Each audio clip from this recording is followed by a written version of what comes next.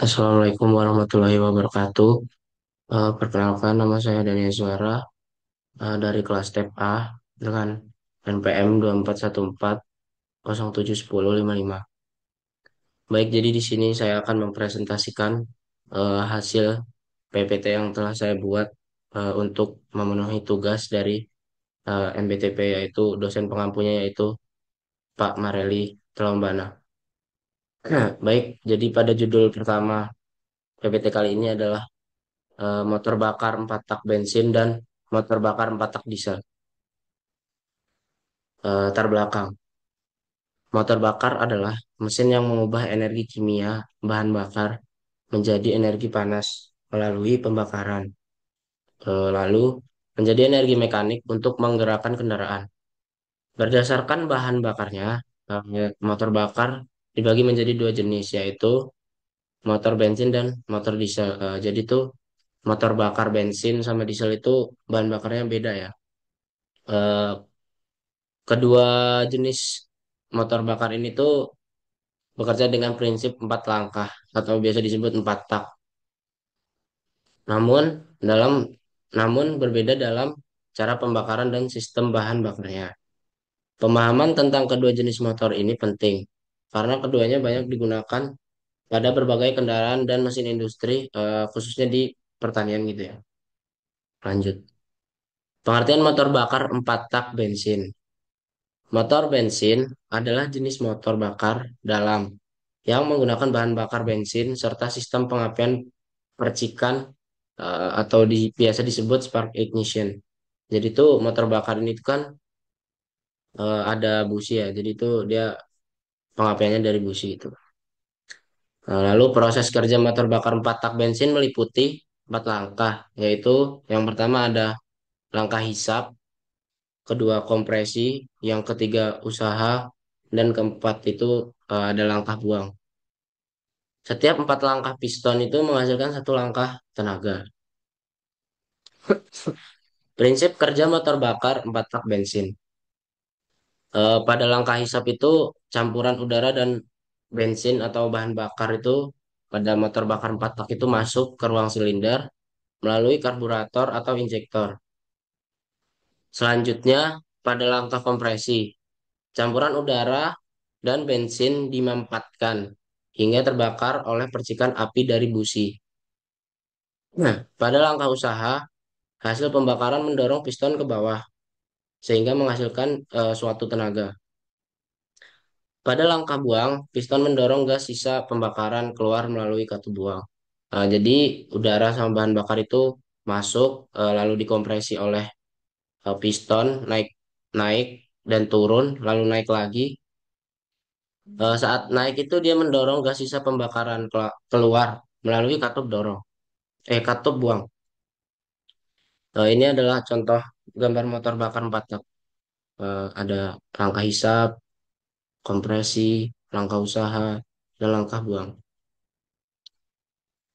Selanjutnya ada ciri-ciri motor diesel 4 tak. Tadi kan kita udah bahas motor bakar 4 tak bensin. Sekarang kita bakalan bahas tentang motor diesel 4 tak gitu. Ciri-cirinya yang pertama itu menggunakan bahan bakar solar. Kayak yang saya bilang tadi, eh, motor bakar 4 tak bensin sama diesel itu beda bahan bakarnya. Kalau motor bakar 4 tak bensin itu dia pakai bensin, sedangkan motor diesel 4 tak itu dia menggunakan bahan bakar solar gitu. Yang kedua, tidak memakai busi karena pembakaran terjadi akibat suhu tinggi hasil kompresi udara. Motor diesel ini tuh nggak pakai busi karena tuh udara sama bahan bakar itu masuk lalu dikompresi, eh, sehingga sehingga eh, panasnya itu melebihi suhu itu sendiri. Kalau nggak salah itu suhunya dari 500 sampai 700 derajat Celcius. Yang ketiga itu memiliki efisiensi bahan bakar tinggi, torsi besar, dan daya tahan kuat. Kalau motor diesel tuh daya tahannya lebih kuat ya daripada motor bakar 4 tak gitu. Namun menghasilkan suara lebih kasar dan bobot mesin lebih berat. Jadi motor diesel sama motor bensin itu ada kelebihan dan kekurangannya sendiri-sendiri gitu ya. Yang keempat itu ada bahan bakar yang disemprotkan oleh injektor bertekanan tinggi langsung masuk ke ruang bakar gitu. Selanjutnya ada prinsip kerja motor diesel 4 tak. Motor diesel 4 tak ini juga sama ya langkah kerjanya kayak motor bakar 4 tak bensin ada 4 langkah gitu. Cuma cara pembakarannya doang yang berbeda gitu. Pada langkah hisap, udara murni itu masuk ke silinder saat piston turun. Langkah kompresi itu udara dikompresi hingga suhu tinggi kurang lebih 500 sampai 700 derajat Celcius. Kayak yang saya bilang tadi, motor diesel 4 tak itu kan nggak pakai busi ya. Jadi dia tuh eh, mengeluarkan tenaganya itu saat udara sama bahan bakar solar itu dia masuk lalu dikompresi hingga suhunya mencapai kurang lebih 500 sampai 700 derajat Celcius gitu. Pada langkah usaha itu injektor menyemprot solar terbakar spontan, lalu piston berdorong turun. Jadi dari atas piston itu turun ke bawah. Lalu saat langkah buang itu piston naik. Piston naik itu untuk mendorong gas sisa pembakaran keluar melalui katup buang gitu ya. Nah kayak yang saya bilang tadi, perbedaan ya, perbedaan motor bakar 4 tak bensin dan motor diesel 4 tak. Motor bakar 4 tak bensin dan diesel itu sama-sama bekerja melalui 4 langkah ya, yaitu yang pertama ada langkah hisap, kompresi, usaha, dan buang. Perbedaan kedua jenis motor bakar ini tuh terletak pada cara pembakaran dan sistem bahan bakarnya. Kayak yang motor bakar 4 tak tadi kan ada busi ya. Kalau motor diesel itu nggak ada. Terus motor bakar 4 tak bensin itu dia pakai bensin bahan bakarnya. Sedangkan motor diesel 4 tak itu dia pakai solar gitu. Nah, pada motor bensin, campuran udara dan bensin dibakar dengan percikan api dari busi. Tuh. Sedangkan pada motor diesel hanya udara yang masuk dan bahan bakar masuk itu lalu dikompresi hingga panas yang tinggi. Tadi kan dikompresi suhu tingginya itu kurang lebih 500 sampai 700 derajat Celcius ya. Lalu bahan bakar disemprotkan dan terbakar sendiri tanpa busi. Lalu motor diesel memiliki rasio kompresi lebih tinggi, torsi besar, serta lebih hemat bahan bakar, tetapi menghasilkan suara dan getaran lebih keras. Sementara itu, motor bensin lebih halus, ringan, dan cocok untuk kendaraan yang membutuhkan akselerasi cepat. Jadi kalau kayak traktor pertanian itu dia memakai motor eh, mesin diesel gitu ya, karena kan eh, kompresi lebih tinggi, terus torsi lebih besar serta lebih hemat bahan bakar gitu. Tapi ada juga yang memakai mesin motor bakar 4 tak bensin gitu. Selanjutnya itu ada komponen utama. Jadi komponen utama dari motor bakar 4 tak bensin ini yang pertama ada silinder, piston, kepala silinder, katup masuk dan katup buang, lalu ada busi, poros engkol dan batang piston gitu. Sedangkan di motor diesel 4 tak itu ada silinder, piston, kepala silinder, katup buang dan katup masuk, injektor, peros engkol, batang piston, dan pompa injeksi. Jadi perbedaannya itu kalau motor bakar 4 tak itu ada busi, 4 tak bensin itu ada busi. Kalau motor diesel 4 tak itu dia nggak ada busi ya. Lanjut. Ini kelebihan dan kekurangan dari motor bensin 4 tak dan motor diesel 4 tak gitu ya. Kelebihan motor bensin 4 tak gitu ya. Unggul dalam hal suara yang mesin lebih halus gitu dibanding motor diesel 4 tak itu dia terlalu berisik gitu ya suaranya ya. Terus getaran yang minim serta akselerasi yang responsif sehingga lebih nyaman digunakan untuk kendaraan pribadi seperti mobil dan sepeda motor. Mesin bensin juga lebih ringan dan umumnya lebih mudah dirawat. Namun kelemahannya itu terletak pada efisiensi bahan bakar yang lebih rendah dibandingkan diesel dan torsi yang lebih kecil pada putaran rendah, sehingga kurang ideal untuk kendaraan berat. Selain itu, mesin perawat meskipun perawatan lebih murah, mesin bensin umumnya lebih pendek jika dibandingkan dengan mesin diesel yang dirawat dengan baik. Jadi kelebihan dan kekurangan dua jenis motor bakar 4 tak bensin dan diesel itu ada kelemahannya dan ada kelebihannya gitu. Lanjut, ada motor diesel 4 tak memiliki keunggulan utama dalam efisiensi bahan bakar dan torsi besar pada putaran rendah, sehingga cocok untuk kendaraan berat seperti truk, bus, dan alat berat. Mesin ini juga dikenal lebih tahan lama karena konstruksinya yang kokoh serta lebih hemat biaya operasional karena solar lebih murah daripada bensin. Namun, kekurangannya adalah suara yang lebih bising atau berisik gitu ya. Suara dari motor diesel 4 tak itu kan dia berisik gitu ya. Beda sama motor bensin 4 tak, dia tuh suara mesinnya lebih halus gitu. Kekurangannya adalah suara yang bising, lebih bising tadi ya. Getaran lebih kuat dan emisi gas buang yang tinggi seperti NOx dan partikel. Sehingga memerlukan teknologi tambahan untuk mengendalikannya. Selain itu, perawatan mesin diesel bisa lebih mahal, terutama jika terjadi kerusakan pada komponen penting seperti injektor atau turbocharger gitu. Ini tadi kelebihan dan kekurangan. Sekarang ada aplikasi di kehidupan sehari-hari dari motor bensin dan motor diesel. Yang pertama-tama ada motor bensin. Motor bensin itu contoh kendaraan ringannya itu seperti mobil pribadi gitu, motor dan perahu tempel yang ringan gitu. Terus motor diesel itu ada kendaraan berat ya, karena kan motor diesel itu torsinya lebih tinggi dan apa tadi konstruksinya lebih kokoh gitu. Jadi cocok buat kayak kendaraan berat seperti traktor, pertanian, truk, bus, dan kapal. Selanjutnya perawatan dan pengamatan. Kalau kita punya mesin atau suatu kendaraan itu jangan cuma bisa diisi bahan bakarnya doang gitu ya. Kita tuh harus kayak mentingin komponen-komponen dalamnya itu yang udah rusak atau yang emang seharusnya udah diganti tapi kita belum ganti kan itu menghambat kayak tenaga kerja pada mesin itu gitu.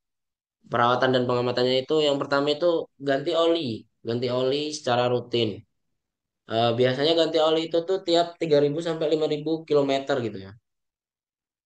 Yang kedua, bersihkan atau ganti busi secara berkala. Jadi kalau ini buat motor bensin 4 tak ya, kan dia pakai busi gitu. Kalau businya jelek gitu, dia kan tenaganya tuh kayak gimana gitu. Kurang maksimal lah istilahnya lah. Terus periksa dan bersihkan filter udara agar udara masuk tetap bersih. Jadi tuh eh, filter udara ini juga penting ya diperiksa. Kalau enggak tuh udara masuk itu tuh nanti kotor, dia terus nyumbat di apa sih kayak filter udaranya itu tuh jadi dia berkarat nanti nggak jalan gitu. Terus akibatnya kalau filter udara ini nggak diganti ada udah rusak gitu, belum diganti-ganti dia bakalan overheat gitu juga kan. Cek sistem pendingin untuk mencegah mesin overheat. Nah, jadi selain periksa dan bersihkan filter udara, itu juga sistem pendingin ini juga penting gitu ya. Karena kan mesin motor mobil gitu kan dia kan sering panas dan mesin contohnya mesin kayak mesin mobil, motor gitu kan cepat panas ya dia. Jadi itu sistem pendingin ini tuh eh, guna lah buat mesin-mesin kendaraan gitu. Soalnya kalau sistem pendingin ini nggak jalan, kan suatu mesin itu bakal panas ya, terus dia akan mengalami overheat gitu. Terus kita bisa ngamatin suara mesin dan getaran untuk mendeteksi kerusakan gitu. Biasanya tuh kalau suara ada suara-suara aneh gitu kalau waktu kita pakai motor. Kalau saya pakai motor ya biasanya tuh kayak ada suara klotek-klotek gitu. Nah, terus gunakan bahan bakar yang berkualitas. Ini sesuai mau kita ya. Kalau bahan bakar itu ya kalau bagus Pertamax. Kalau eh, bukan jelek sih Pertalite itu ya. Kalau mau Pertalite nggak apa-apa sih. Tapi yang lebih bagus itu sama berkualitas itu Pertamax gitu ya. Terus periksa injektor. Yang terakhir ada bersihkan dan ganti filter udara. Kayak yang saya bilang awal tadi yang dua, nomor tiga itu. Bersihkan filter dan ganti filter udara. Ya. Lalu ada kesimpulan. Kesimpulannya, motor bakar 4 tak bensin dan diesel memiliki keunggulan dan kelemahan masing-masing sesuai dengan kebutuhan penggunaannya. Mesin bensin 4 tak lebih halus, ringan, dan responsif. Cocok untuk kendaraan pribadi dengan perawatan yang relatif mudah. Dan biaya lebih rendah. Namun kurang efisien dalam konsumsi bahan bakarnya. Karena motor bakar 4 tak bensin itu kan dia kan 4 langkah, jadi satu tenaga gitu. Jadi kayak nguras bahan bakarnya banyak gitu. Sebaliknya ada mesin diesel 4 tak yang menawarkan efisiensi bahan bakar yang tinggi, terus torsi besar. Makanya mesin diesel ini cocok buat eh, kayak kendaraan-kendaraan yang berat itu kayak contohnya traktor pertanian, eh, mesin babat rumput itu, dan daya tahan mesin yang lebih kuat sehingga ideal untuk kendaraan berat dan penggunaan jarak jauh. Meski perawatannya lebih kompleks dan biayanya cenderung lebih tinggi, pemilihan antara keduanya sebaiknya disesuaikan dengan tujuan penggunaan dan prioritas kenyamanan atau efisiensi. Jadi kalau kita yang punyanya motor bahan bakar 4 tak bensin ya disyukurin. Kalau ada mesin motor diesel 4 tak ya lebih bagus gitu. Karena kan mesin diesel 4 tak itu kan dia efisiensi bahan bakarnya itu tinggi, terus torsi besar dan daya tahan mesin yang lebih kuat. Cuma kalau buat sehari-hari itu biasanya motor bakar 4 tak bensin gitu.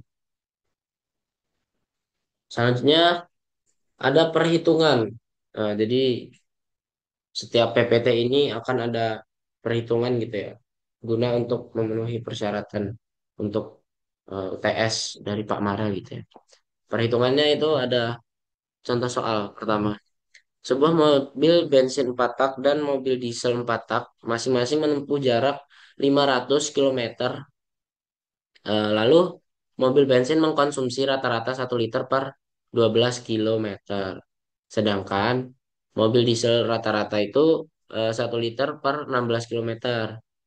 Jika harga bensin adalah 13.000 per liter dan solar untuk mesin diesel itu 9.000 per liter, hitung dan bandingkan total biaya bahan bakar yang dikeluarkan oleh masing-masing kendaraan untuk menempuh jarak tersebut. Jawab. Jadi mobil bensin 4 kan tadi kan mengkonsumsi bensin itu 1 liter per 12 kilometer. Jadi total liter bensin untuk 500 kilometer itu kan jadi 500 dibagi 12 kilometer. Hasilnya 41,67 liter. Terus biaya bensin itu kan tadi kan per liternya kan 13.000. Jadi total liter bensin untuk 500 kilometer itu dikali sama biaya bensin gitu. Jadi tadi 41,67 itu dikali dengan 13.000 per liter bensin gitu ya. Jadi hasilnya itu 541.710. Nah, sedangkan mobil diesel 4 tak mengkonsumsi solar 1 liter untuk 16 kilo. Terus total liter solar untuk 500 kilo itu kan tadi eh, 500 kilo jadi dibagi sama 16 kilometer gitu konsumsi solar. Nah, jadi dihasilkan 31,25 liter. Biaya solar jadi 31,25 dikali 9.000. 9.000 ini harga diesel harga solar mesin diesel gitu ya.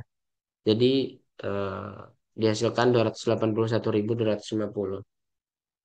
Kesimpulannya, biaya bahan bakar mobil bensin untuk 500 kilo itu sebesar 541.710, dan biaya bahan bakar mobil diesel untuk 500 kilometer itu ada di 281.250. Jadi mobil diesel lebih hemat 260.460 dalam biaya bahan bakar untuk jarak yang sama. Eh, Terima kasih. Jadi eh, sekian presentasi PPT yang pertama dari saya. Apabila ada salah kata, saya mohon maaf, dan terima kasih. Baik, jadi di sini saya akan melanjutkan presentasi. Judul kedua pada presentasi kali ini adalah motor bakar dua tak bensin. Ini perkenalan. Lalu ada latar belakang. Motor dua tak bensin adalah jenis mesin pembakaran dalam yang menyelesaikan satu siklus kerja, yaitu langkah hisap, kompresi, usaha, dan buang. Hanya dalam dua langkah piston atau satu putaran poros engkol.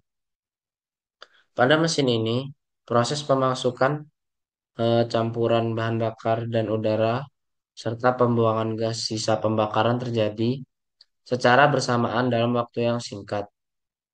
Motor dua tak bensin umumnya menggunakan campuran bensin dan oli untuk pelumasan, karena tidak memiliki sistem pelumasan terpisah seperti motor 4 tak.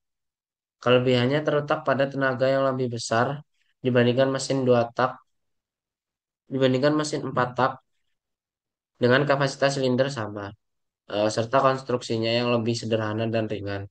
Meskipun konsumsi bahan bakarnya lebih boros dan emisi gas buang lebih tinggi. Jadi tadi kan sebelumnya kita udah bahas motor bakar 4 tak bensin dan motor bakar 4 tak diesel gitu ya. Jadi kalau motor bakar 4 tak tadi kan dia 4 langkah itu satu tenaga kerja. Sedangkan motor bakar 2 tak ini 2 langkah satu satu tenaga. Jadi motor 2 tak ini tuh lebih boros lah istilahnya dibanding motor 4 tak gitu. Dan motor 2 tak juga itu nggak ramah lingkungan ya, karena motor bakar 2 tak itu tuh dia tuh di knalpotnya atau sisa pembuangan bahan bakarnya itu dia tuh mengeluarin asap gitu yang dari knalpot itu. Lanjut, ada prinsip kerja motor bakar 2 tak bensin. Eh, Proses kerja motor bakar 2 tak bensin meliputi 4 langkah. Ada hisap, kompresi, usaha, dan buang. Jadi yang seperti saya bilang tadi, setiap 2 langkah piston itu menghasilkan 1 langkah tenaga. Selanjutnya, prinsip kerja motor bakar 2 tak bensin. Pada langkah hisap dan kompresi, piston naik dari titik mati bawah ke titik mati atas. Campuran udara dan bensin dikompresi pada ruang bakar, sementara campuran baru dihisap ke ruang engkol. Langkah usaha dan buang. Busi memercikan api, lalu campuran terbakar dan mendorong piston ke bawah. Gas buang keluar melalui saluran buang atau biasa disebut itu katup buang ya. Dan campuran baru masuk menggantikan gas sisa pembakaran. Jadi di sini ada gambar motor bakar 2 tak bensin ya.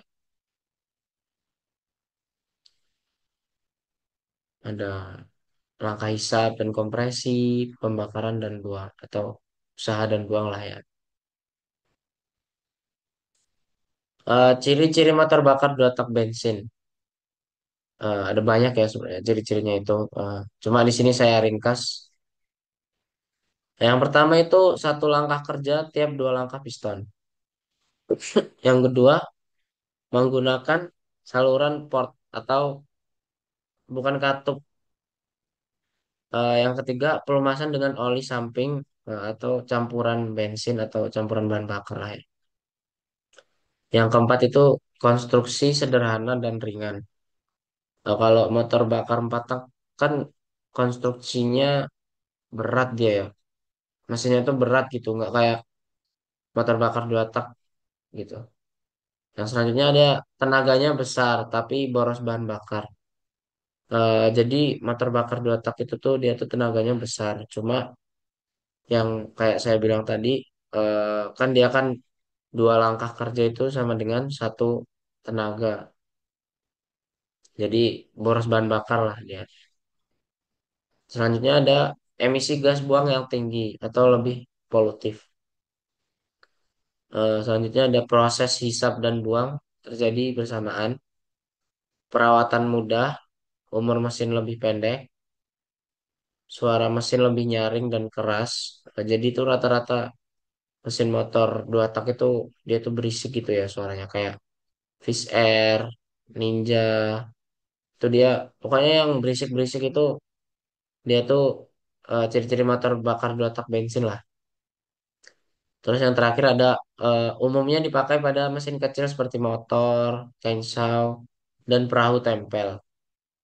Ada juga yang pemotong rumput itu dia pakai mesin motor 2 tak gitu ya.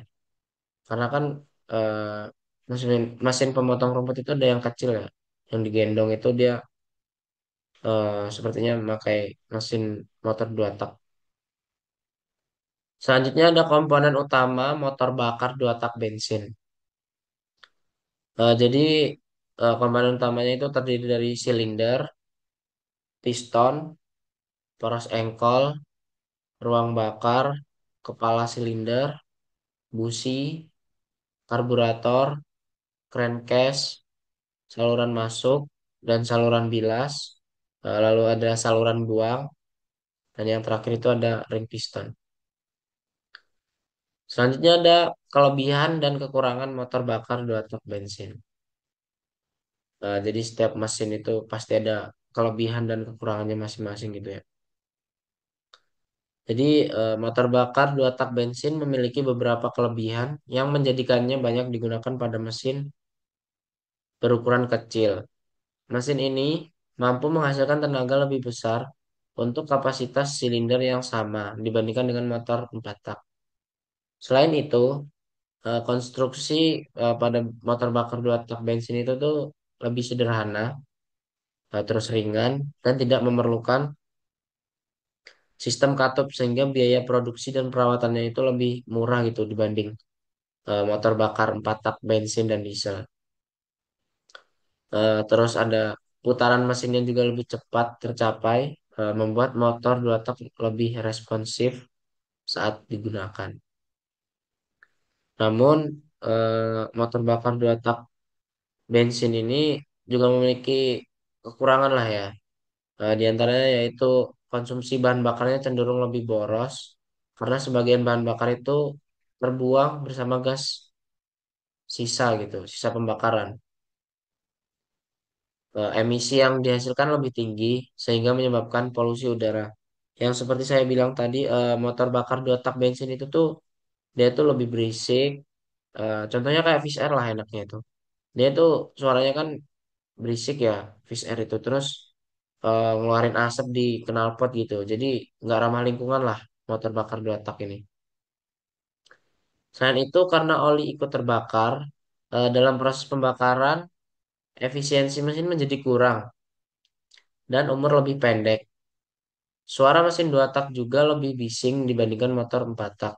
Jadi kalau motor 4 tak itu dia suaranya halus ya. Sehingga kurang ramah lingkungan. Nah, yang kayak saya bilang tadi dan kenyamanan pengguna lebih rendah.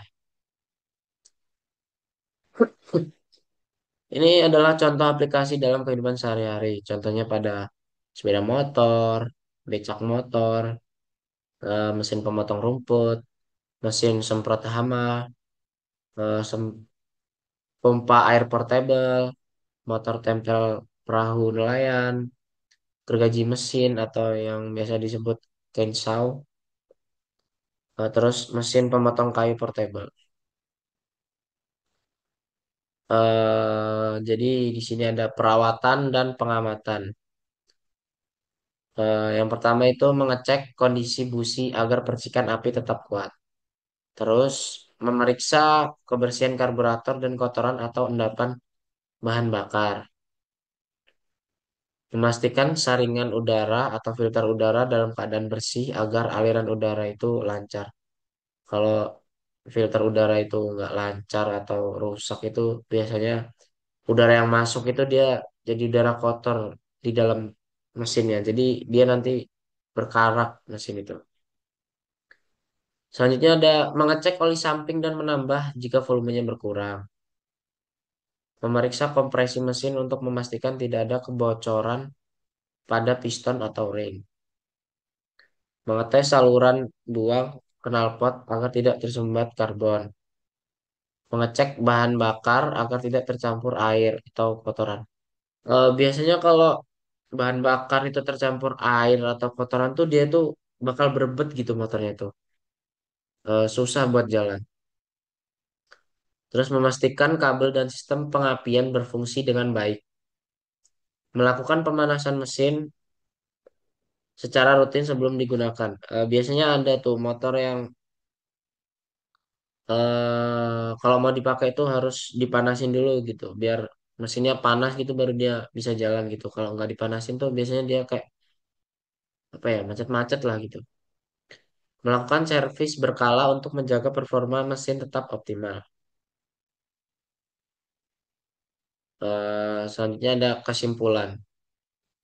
Motor bakar dua tak bensin merupakan jenis mesin pembakaran dalam yang menghasilkan satu langkah kerja setiap dua langkah piston, sehingga mampu menghasilkan tenaga besar dengan konstruksi yang sederhana dan ringan. Mesin ini banyak digunakan pada alat-alat yang membutuhkan tenaga tinggi namun mudah dibawa, seperti sepeda motor, mesin potong rumput, dan motor tempel perahu. Meskipun memiliki kelebihan, dalam hal tenaga dan kemudahan perawatan, motor dua tak ini juga memiliki kekurangan seperti konsumsi bahan bakar yang boros dan emisi gas buang yang tinggi. Oleh karena itu, motor bakar dua tak bensin ini cocok digunakan untuk keperluan praktis dan portable. Namun kurang efisien untuk penggunaan jangka panjang yang ramah lingkungan. Selanjutnya itu ada perhitungan. Eh, se- Sebuah motor bakar dua tak memiliki volume langkah piston atau rumusnya itu atau simbolnya itu VD sama dengan 125 cm kubik. Jumlah putaran mesin itu 6.000 RPM dan efisiensi volumetris atau NV sama dengan 80%. Ditanya, hitung debit udara Ki yang masuk ke silinder per menit. Asumsikan udara masuk hanya sekali setiap putaran. Karena mesin dua tak melakukan langkah usaha setiap satu putaran.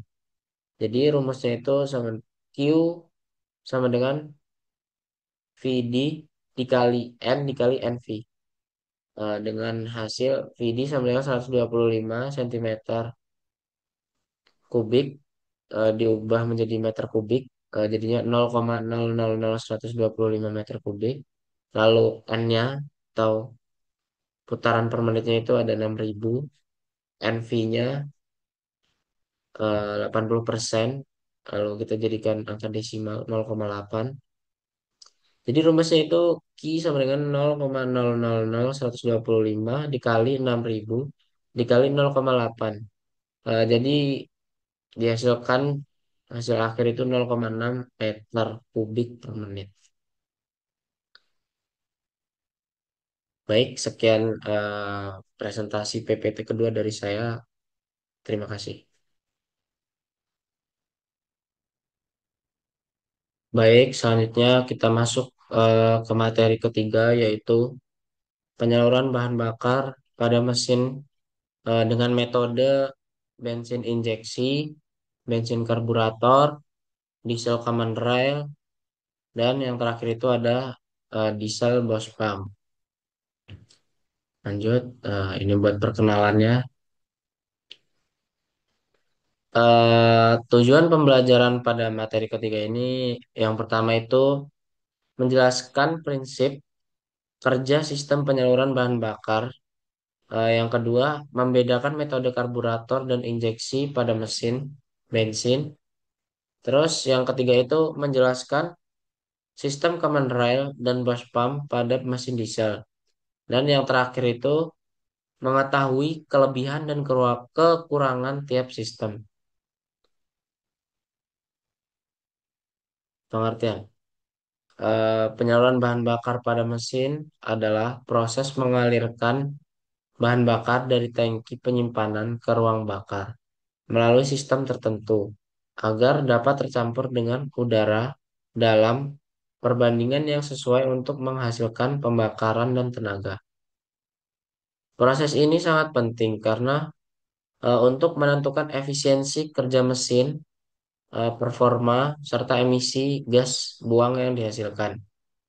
Sistem penyaluran bahan bakar dapat menggunakan berbagai metode seperti karburator, injeksi, command rail, dan Bosch pump atau biasa disebut pompa injeksi mekanis. Tergantung pada jenis dan teknologi mesin yang digunakan. Selanjutnya ada metode bensin injeksi. Jadi sistem bensin injeksi adalah sistem penyaluran bahan bakar yang dikontrol secara elektronik menggunakan ECU atau Electronic Control Unit untuk menyemprotkan bensin langsung ke ruang bakar atau saluran masuk melalui injektor. Sistem ini lebih efisien, presisi, dan menghasilkan pembakaran yang lebih sempurna dibanding sistem karburator. Biasanya tuh injeksi sama karburator tuh ada di motor Beat gitu ya. Jadi komponen utama dari mesin motor bensin injeksi ini yang pertama ada tangki bahan bakar, pompa bahan bakar, saringan bahan bakar, full rail, injektor, sensor-sensor, dan yang terakhir itu ada ECU atau Electronic Control Unit. Selanjutnya ada bensin injeksi atau kelebihan dan kekurangan daripada bensin injeksi. Kelebihannya yaitu pembakaran lebih sempurna dan efisien. Terus konsumsi bahan bakar lebih hemat, emisi gas buang lebih rendah, tenaga mesin lebih besar dan respon gas yang cepat. Mesin mudah dihidupkan pada suhu dingin.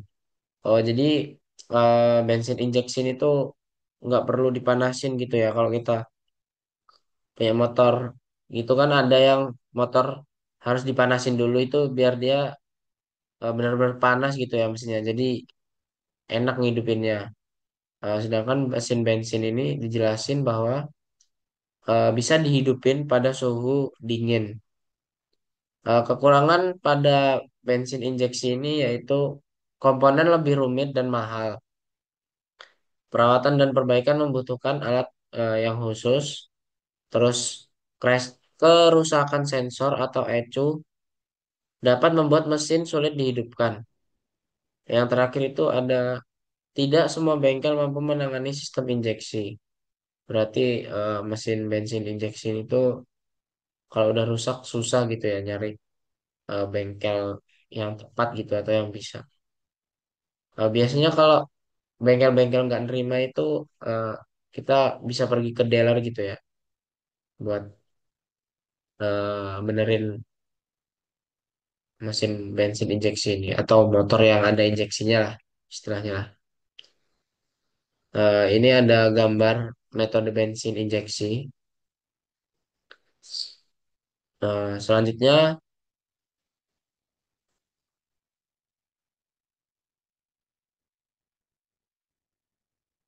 selanjutnya ada metode bensin karburator.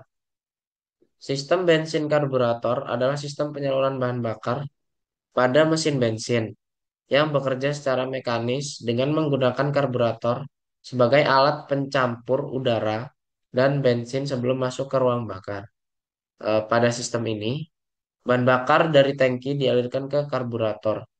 Jadi saat kita ngisi bensin itu, terus waktu starter itu bahan bakar dari tangki itu dialirkan ke karburator. Kemudian bercampur dengan udara akibat hisapan piston saat langkah hisap. Campuran udara dan bensin tersebut kemudian masuk ke silinder untuk dibakar oleh percikan api. Berarti campuran udara dan bensin itu tuh masuk ke silinder, lalu dipercikan api lewat busi gitu, eh, guna menghasilkan tenaga. Lalu komponen utama pada metode bensin karburator itu yang pertama ada tangki bahan bakar, saringan bahan bakar, pompa bahan bakar, karburator, mangkuk pelampung, venturi, nozzle atau jet. Yang terakhir itu ada tro- throttle valve. Selanjutnya, kelebihan dan kekurangan pada bensin karburator. Jadi, kelebihan dari mesin bensin karburator ini tuh konstruksi sederhana dan mudah dipahami. Lalu ada biaya perawatan dan perbaikan lebih murah. Selanjutnya, tidak memerlukan sistem elektronik yang rumit. Dan yang terakhir itu mudah disetel sesuai kebutuhan mesin. Kekurangan bensin karburator itu yang pertama, pembakaran kurang efisien dibandingkan sistem injeksi. Yang kedua, konsumsi bahan bakar lebih boros. Yang ketiga, emisi gas buang lebih tinggi. Yang keempat, sulit dihidupkan saat suhu dingin. Dan yang kelima itu, performa mesin kurang stabil pada kecepatan tinggi. Beda sama injeksi tadi, kalau mesin bensin injeksi itu dia tuh saat suhu dingin tuh bisa lah dihidupin. Kalau karburator ini nggak bisa atau susah kalau mesinnya itu suhu dingin, jadi harus dipanasin dulu. Selanjutnya ada gambar metode bensin karburator. Perbandingan antara metode bensin injeksi dan bensin karburator. Sistem bensin injeksi bekerja dengan bantuan ECU yang mengatur penyemprotan bahan bakar secara elektronik dan presisi, sehingga pembakaran lebih efisien, tenaga mesin lebih besar, dan emisi gas buang lebih rendah. Sistem ini juga lebih responsif terhadap perubahan beban dan kondisi mesin. Sedangkan pada sistem bensin karburator itu bekerja secara mekanis dengan memanfaatkan hisapan udara untuk mencampur bensin sebelum masuk ke ruang bakar.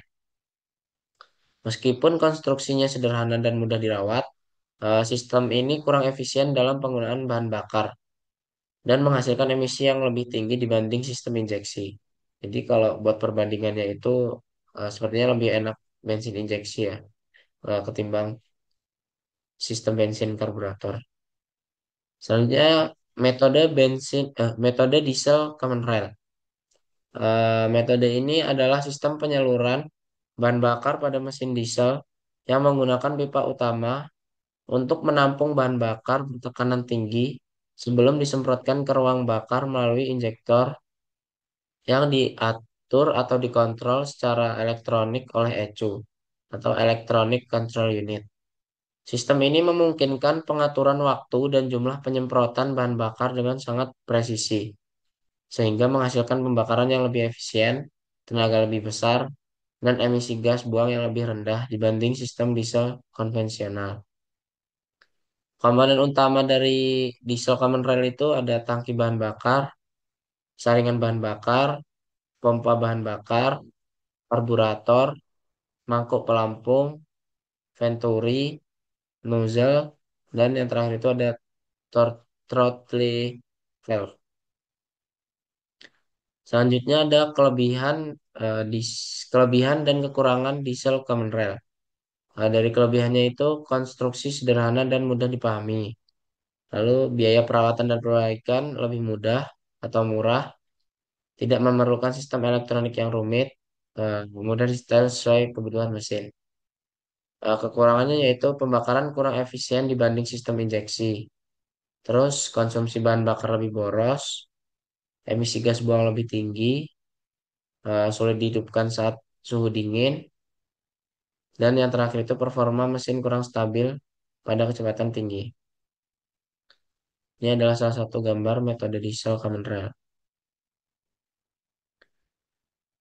Selanjutnya metode diesel Bose pump. Metode diesel Bose pump adalah sistem injeksi bahan bakar mekanis pada mesin diesel yang berfungsi menyalurkan solar ke setiap silinder dengan tekanan tinggi dan waktu yang presisi.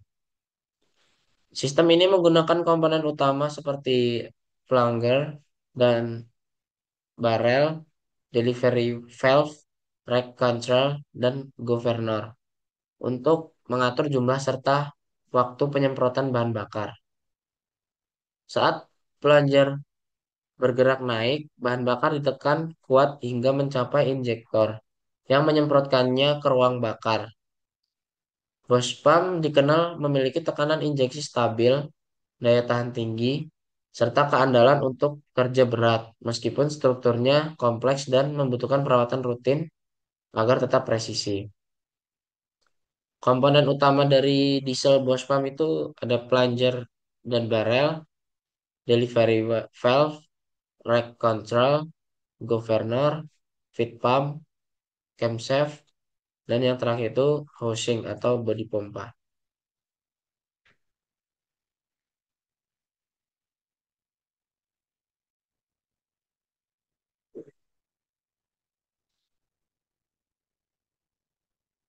Nah, selanjutnya ada kelebihan dan kekurangan dari diesel Bose pump.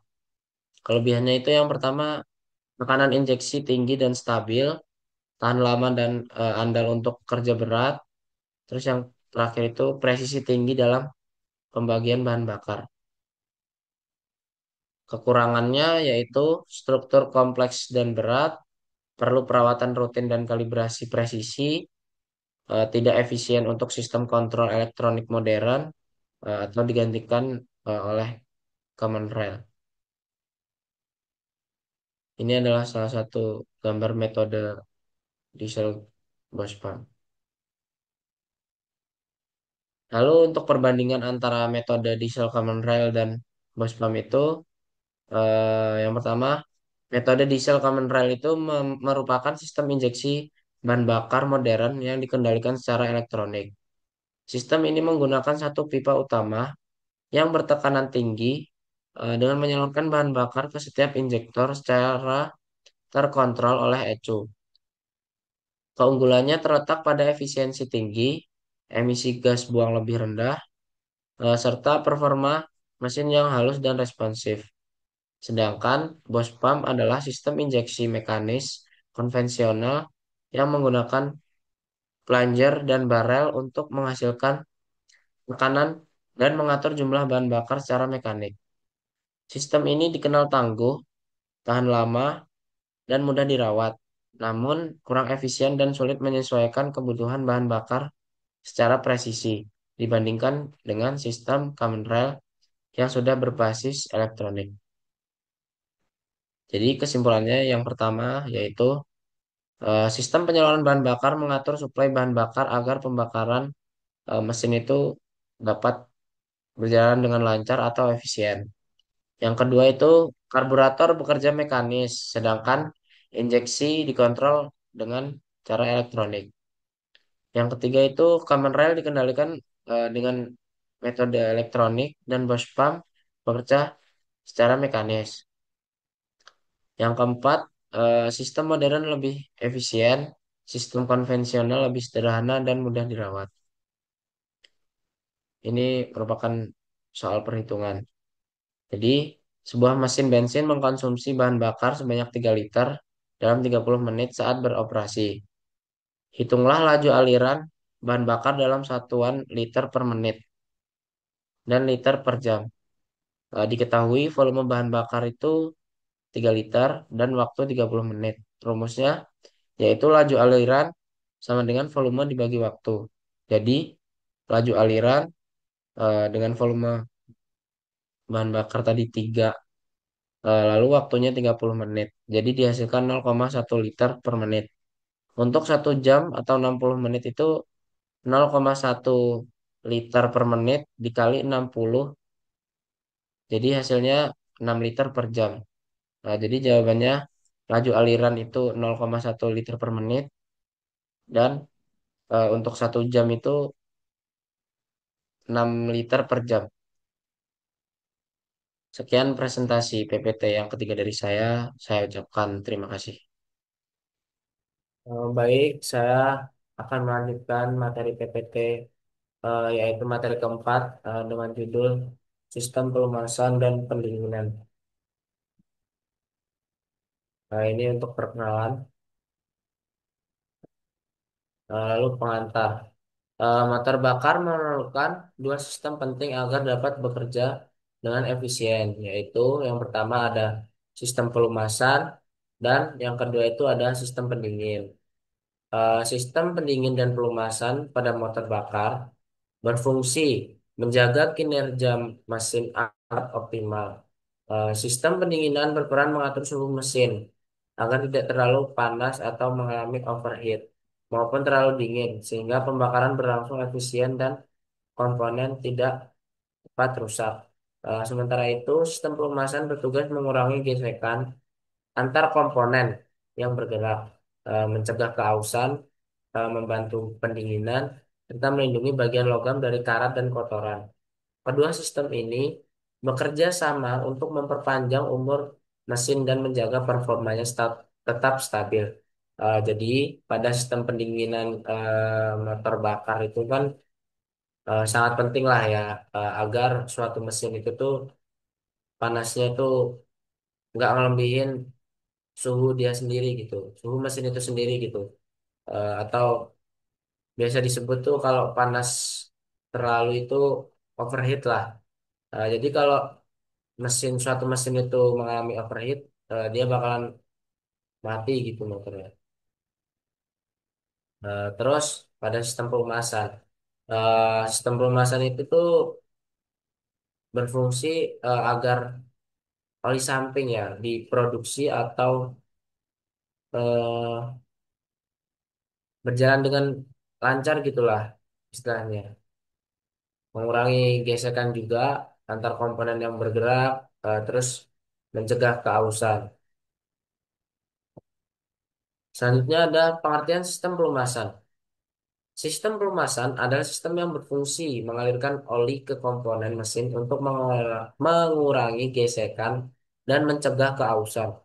Seperti yang saya bilang tadi, jadi sistem pelumasan ini tuh kan pada oli ya, dia tuh mengalirkan oli ke komponen gitu untuk mengurangi gesekan dan mencegah keausan pada suatu mesin. Tujuan utama sistem pelumasan adalah yang pertama mengurangi gesekan antar komponen mesin. Yang kedua, mencegah keausan dan kerusakan. Lalu yang ketiga, mendinginkan bagian mesin. Yang keempat, membersihkan kotoran dan sisa pembakaran. Lalu yang terakhir yaitu melindungi komponen dari karat dan korosi. Jadi kalau suatu mesin itu mengalami karat atau korosi itu dia bakal nggak bekerja dengan sempurna lah ya istilahnya. Jadi kalau punya kendaraan atau mesin itu kita harus pintar-pintar merawat dan ngejaga biar mesin itu tuh tahan lama gitu dipakai.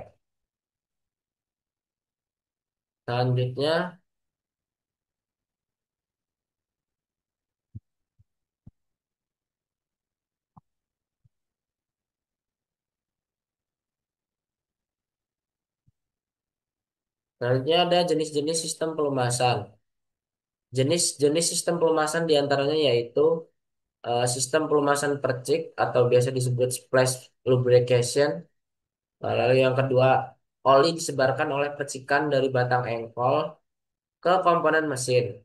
Sistem ini sederhana dan banyak digunakan pada mesin kecil seperti motor dua tak gitu ya. Lalu yang ketiga itu ada sistem pelumasan tekanan atau pressure lubrication, yaitu oli dipompa oleh oli dipompa melalui saluran ke seluruh bagian mesin, sehingga pelumasan lebih merata dan efisien. Biasanya digunakan pada mesin berukuran besar atau berperforma tinggi gitu. Komponen sistem pelumasan.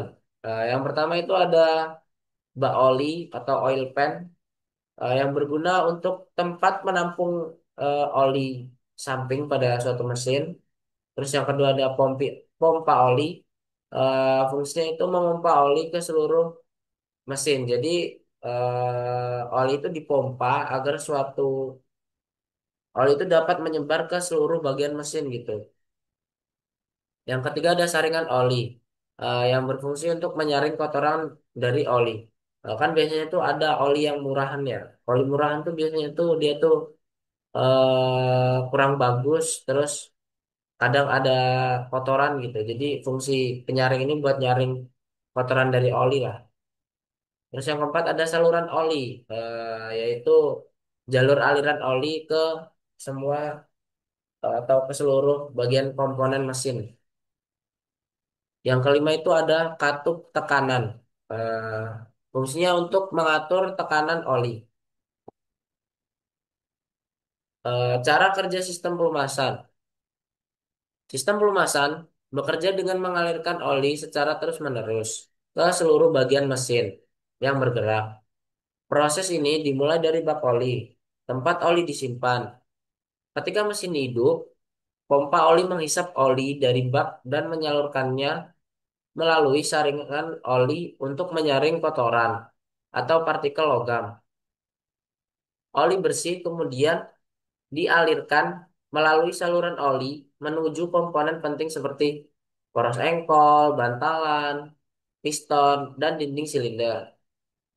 Di sana, oli membentuk lapisan tipis yang mengurangi gesekan dan panas akibat penggerakan komponen.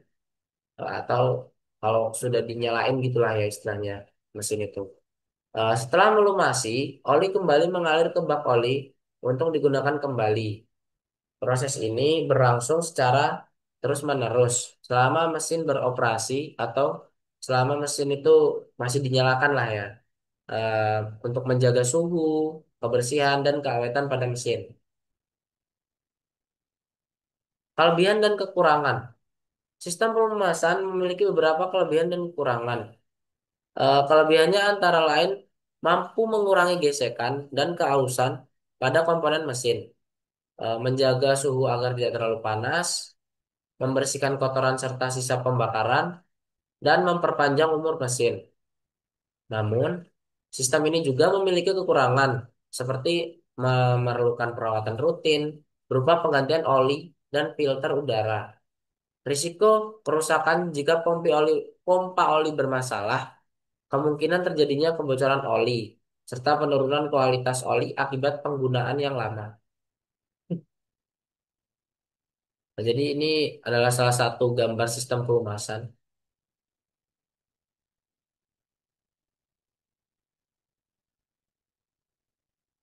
Selanjutnya kita masuk ke sistem pendinginan. Sistem pendinginan adalah sistem yang berfungsi untuk menjaga suhu kerja mesin agar tetap stabil dan optimal selama proses pembakaran berlangsung. Saat motor bekerja, suhu mesin meningkat akibat gesekan antar komponen dan panas hasil pembakaran bahan bakar. Jika tidak dikendalikan, panas berlebih atau dapat mengalami overheat. Dapat menyebabkan kerusakan serius pada komponen mesin seperti piston, silinder, dan kepala silinder. Oleh karena itu, sistem pendinginan berperan mengalirkan panas dari bagian mesin yang panas ke udara atau cairan pendingin, sehingga suhu mesin tetap ideal atau tetap stabil. Dengan suhu yang stabil, mesin dapat bekerja lebih efisien, awet, dan menghasilkan performa yang maksimal. Jadi sistem pendinginan ini tuh juga penting buat mesin-mesin motor bakar dan lain-lain, karena sistem pendinginan ini kan berfungsi untuk mengontrol suhu atau agar suhu itu tetap stabil lah ya. Karena kan semua mesin itu dapat panas gitu ya, bisa panas berlebih gitu. Jadi adanya sistem pendinginan ini tuh agar suatu suhu pada mesin itu bekerja dengan baik atau tetap stabil lah istilahnya. Jenis sistem pendinginan. Jadi sistem pendinginan itu dibagi menjadi dua ya. Yang pertama itu pendinginan udara atau air cooling, yaitu menggunakan aliran udara untuk menyerap dan membuang panas dari mesin. Lalu umumnya diterapkan pada motor kecil seperti sepeda motor atau mesin portable. Dilengkapi sirip-sirip pendingin di silinder untuk memperluas area pembuangan panas.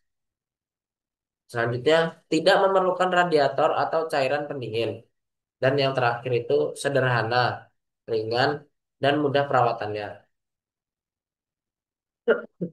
Pada pendinginan cairan atau biasa disebut liquid cooling, yang pertama itu menggunakan cairan pendingin, air atau coolant untuk menyerap panas dari mesin.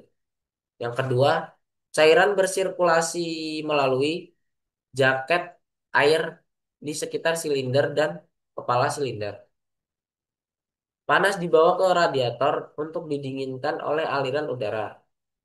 Selanjutnya, didorong oleh pompa air agar sirkulasi tetap lancar. Dan yang terakhir itu, mampu menjaga suhu mesin lebih stabil dibandingkan pendinginan udara. Komponen sistem pendinginan cair. Di antaranya itu ada radiator yang berfungsi membuang panas dari cairan pendingin ke udara. Yang kedua itu ada pompa air, mengalirkan cairan pendingin ke seluruh mesin atau seluruh sistem. Yang ketiga itu ada kipas, membantu mendinginkan radiator dengan aliran udara. Terus yang keempat itu ada termostat, mengatur suhu kerja mesin dengan mengontrol aliran cairan agar aliran cairan itu dapat dikontrol lah istilahnya, atau mengatur suhu gitu, kayak sistem pendinginan gitu. Dia mengontrol suhu mesin gitu agar tetap stabil. Terus yang kelima ada selang dan pipa, menghubungkan dan menyalurkan cairan pendingin antar komponen. Yang keenam itu ada tutup radiator, menjaga tekanan sistem agar stabil dan mencegah kebocoran. Terus yang ketujuh itu ada cairan pendingin atau coolant yang berfungsi menyerap dan membawa panas dari mesin ke radiator. Cara kerja sistem pendinginan cair. Ketika mesin dihidupkan, pompa air mulai bekerja, mengalirkan cairan pendingin dari radiator menuju jaket air yang mengelilingi silinder dan kepala silinder. Di dalam jaket air ini, cairan menyerap panas yang dihasilkan dari proses pembakaran dan gesekan antar komponen mesin. Setelah menyerap panas, cairan mengalir kembali ke radiator. Tempat panas tersebut dilepaskan ke udara melalui sirip-sirip pendingin yang dibantu oleh kipas untuk mempercepat proses pendinginan. Termostat berfungsi mengatur sirkulasi cairan agar mesin cepat mencapai suhu kerja ideal dengan menahan aliran ke radiator saat mesin masih dingin dan membukanya saat suhu sudah cukup panas. Setelah didinginkan, cairan kembali ke mesin dan proses ini berlangsung terus-menerus selama mesin beroperasi atau ketika mesin masih dinyalakan lah ya. Menjaga suhu mesin tetap stabil dan mencegah overheat. Kelebihan dan kekurangan. Sistem pendinginan cair memiliki beberapa kelebihan dan kekurangan. Kelebihannya antara lain mampu menjaga suhu mesin lebih stabil dan merata, efektif untuk mesin berdaya besar atau berkecepatan tinggi, serta mengurangi risiko overheat meskipun mesin bekerja dalam waktu lama. Selain itu, sistem ini bekerja lebih senyap karena tidak bergantung pada aliran udara langsung. Namun, sistem pendinginan ini juga memiliki kekurangan seperti konstruksi yang lebih rumit dan mahal, terus membutuhkan perawatan rutin seperti pengecekan cairan pendingin dan radiator, beresiko mengalami kebocoran pada selang atau radiator. Terus, serta memerlukan ruang tambahan untuk komponen seperti pompa air dan radiator. Ini gambar komponen sistem pendinginan pada motor ya. Jadi itu isinya dia tuh kayak ada lubang-lubang kayak madu gitu, sarang lebah itu. Perawatan sistem pelumasan dan sistem pendinginan. Jadi perawatan sistem pelumasan dan pendinginan itu dilakukan agar kinerja mesin tetap optimal dan umur komponen lebih panjang. Pada sistem pelumasan, perawatan meliputi pemeriksaan dan penggantian oli secara berkala, pengecekan kualitas serta volume oli, dan pembersihan atau penggantian saringan oli agar kotoran tidak menyumbat saluran. Sedangkan pada sistem pendinginan, perawatan dilakukan dengan memeriksa volume cairan pendingin, memastikan radiator, selang, dan sambungan tidak bocor, serta membersihkan radiator dari debu atau kerak agar aliran udara tetap lancar. Selain itu, termostat dan kipas pendingin juga perlu dicek fungsinya untuk menjaga suhu mesin tetap stabil. Perawatan rutin kedua sistem ini sangat penting agar suatu mesin tidak cepat rusak dan bekerja secara efisien. Tanda-tanda kerusakan pada sistem. Biasanya tanda-tanda kerusakan pada sistem itu, khususnya pada sistem pendingin dan pelumasan itu, dapat terlihat dari perubahan kinerja mesin. Pada sistem pendinginan, gejala umum yang muncul antara lain suhu mesin cepat naik atau mengalami overheat. Cairan pendingin bocor dari radiator atau selang. Kipas radiator tidak berfungsi dengan baik, serta air radiator cepat berkurang. Kondisi ini dapat menyebabkan mesin panas berlebih dan berisiko rusak. Sementara pada sistem pelumasan, tanda-tanda kerusakan dapat berupa lampu indikator oli menyala, suara mesin menjadi kasar atau berisik atau bising, kebocoran oli di sekitar mesin, serta perubahan warna oli yang menjadi hitam, pekat atau bercampur air. Jika dibiarkan pada kedua sistem ini, dapat menurunkan performa mesin dan mempercepat keausan komponen. Selanjutnya ada kesimpulan. Jadi sistem pendinginan dan pelumasan merupakan dua bagian penting yang saling mendukung dalam menjaga kinerja dan keawetan mesin. Sistem pendinginan berfungsi mengatur suhu kerja mesin agar suatu mesin itu suhunya tetap stabil dan mencegah terjadinya panas berlebih. Sedangkan sistem pelumasan bertugas mengurangi gesekan antar komponen, mencegah keausan, serta membantu proses pendinginan bagian dalam mesin. Kedua sistem ini harus dirawat secara rutin agar dapat bekerja dengan optimal, mencegah kerusakan, dan memastikan mesin tetap dalam kondisi prima saat digunakan atau tetap stabil lah ya waktu digunakan. Nah, jadi ini ada soal perhitungan ya. Sebuah mesin membutuhkan aliran oli untuk melumasi komponen sebesar 0,002 meter kubik per menit. Jika densitas oli adalah 900 kilogram per meter kubik, hitung massa oli yang mengalir tiap detik. Jadi diketahui Q sama dengan 0,002 meter kubik per menit, lalu ρ-nya itu ada 900 kilogram per meter kubik. Jadi langkahnya itu adalah M sama dengan Pi kali Q.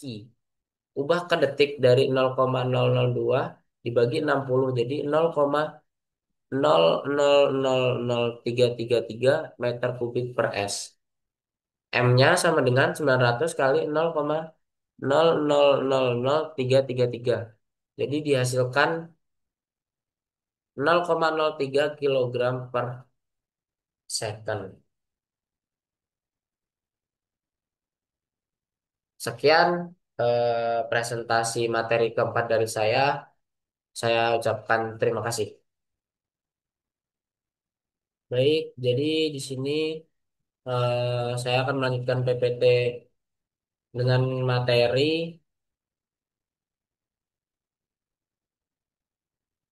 Baik, jadi di sini saya akan melanjutkan materi kelima, presentasi. Pada kali ini judulnya itu sistem kelistrikan.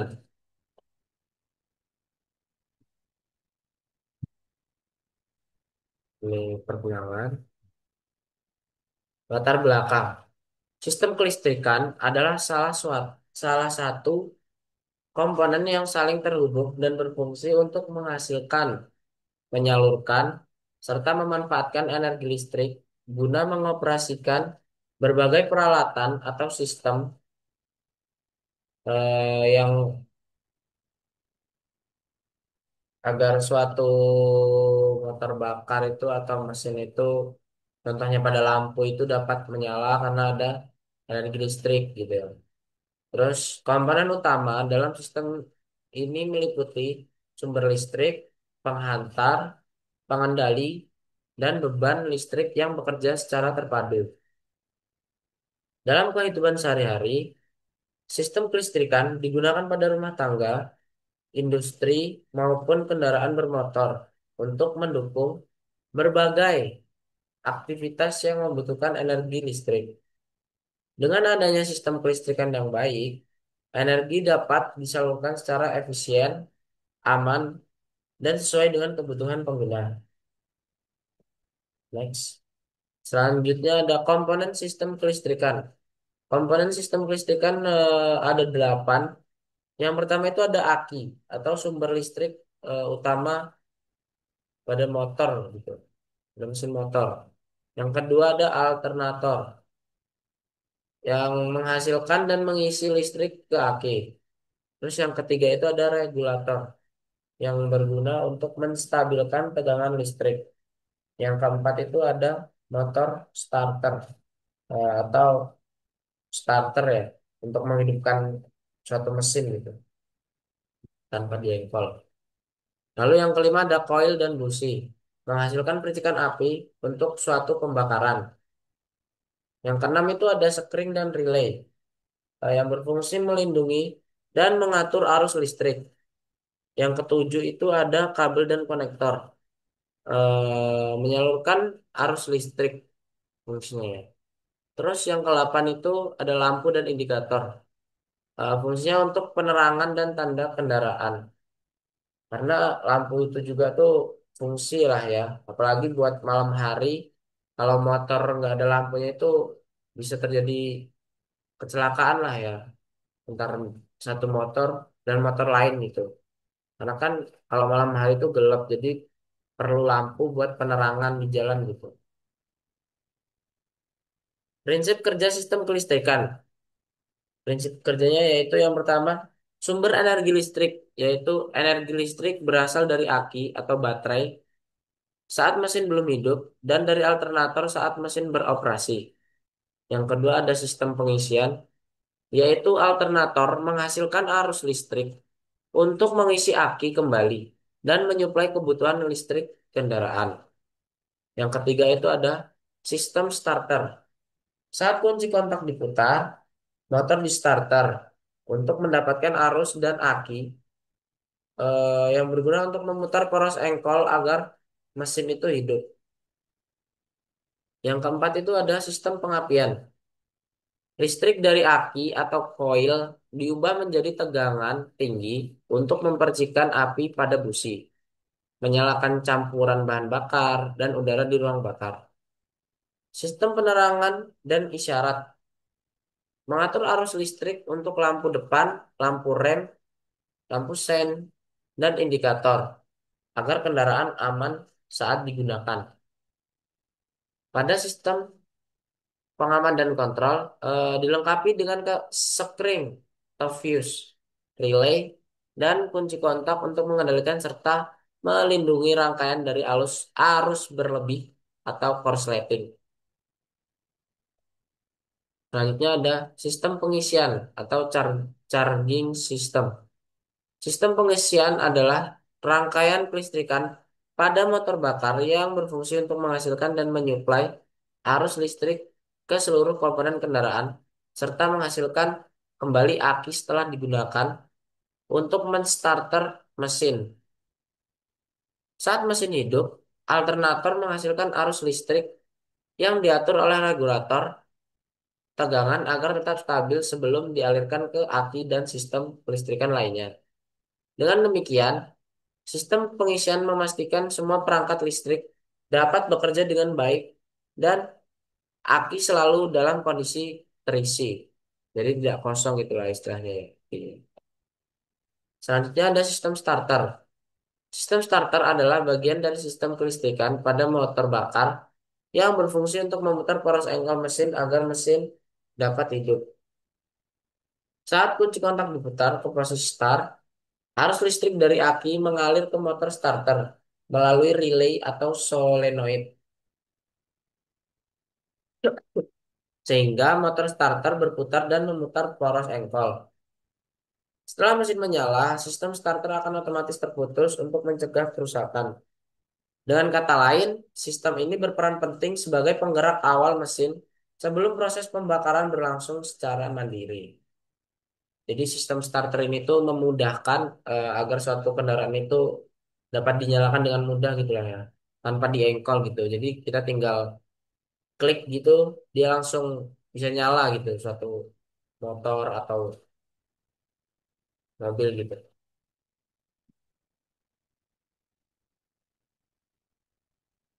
Selanjutnya ada sistem pengapian atau ignition system. Sistem pengapian adalah bagian dari sistem kelistrikan pada motor bakar yang berfungsi untuk menghasilkan percikan api pada busi yang berguna membakar campuran udara dan bahan bakar di ruang bakar. Arus listrik dari aki atau magnet dialirkan ke koil pengapian, kemudian diubah menjadi tegangan tinggi dan disalurkan ke busi melalui distributor atau CDI. Percikan api yang dihasilkan busi terjadi pada saat yang tepat sesuai posisi piston, sehingga proses pembakaran berlangsung efisien dan mesin dapat bekerja dengan baik. Selanjutnya ada dua jenis sistem pengapian. Sistem pengapian konvensional dan sistem pengapian elektronik. Pada sistem pengapian konvensional adalah sistem pengapian yang bekerja secara mekanis, menggunakan platina dan kondensor untuk mengatur pemutusan dan penyambungan arus listrik dari koil pengapian. Saat platina membuka, arus primer pada kumparan sekunder yang kemudian dialirkan ke busi. Sistem ini cukup sederhana, namun memerlukan perawatan rutin karena komponen seperti platina mudah aus akibat gesekan. Selanjutnya ada sistem pengapian elektronik, yaitu sistem pengapian yang dikendalikan oleh rangkaian elektronik seperti kapasitor, transistor, dan sensor tanpa menggunakan platina. Pada sistem ini, arus listrik disimpan dalam kapasitor dan dilepaskan secara cepat menuju koil untuk menghasilkan percikan api di busi. Pengapian diatur secara otomatis oleh CDI atau biasa disebut kapasitor discharge ignition atau ECU, engine control unit, sesuai kondisi mesin, sehingga menghasilkan percikan api yang kuat, efisien, dan presisi tanpa memerlukan penyetelan manual. Selanjutnya ada sistem penerangan. Sistem penerangan adalah bagian dari sistem kelistrikan pada kendaraan yang berfungsi untuk memberikan cahaya agar pengemudi dapat melihat jalan dengan jelas saat kondisi gelap, serta memberikan tanda atau isyarat kepada pengguna jalan lain. Contohnya ada sen gitu. Jadi kita kalau mau belok itu harus mencet sen itu jangan waktu kita mau belok langsung sen itu jangan ya. Dari agak jauh lah kalau mau belok itu. Agar pengguna lain tuh bisa memahami gitu kita mau belok ke kanan atau ke kiri gitu. Sistem ini memanfaatkan energi listrik dari aki atau alternator yang dialirkan ke rem. Sorry, dialirkan ke lampu-lampu kendaraan seperti lampu depan, lampu belakang, lampu rem, lampu sen, dan lampu indikator. Selain untuk keselamatan, sistem penerangan juga berperan penting dalam kenyamanan dan komunikasi visual antar pengendara di jalan.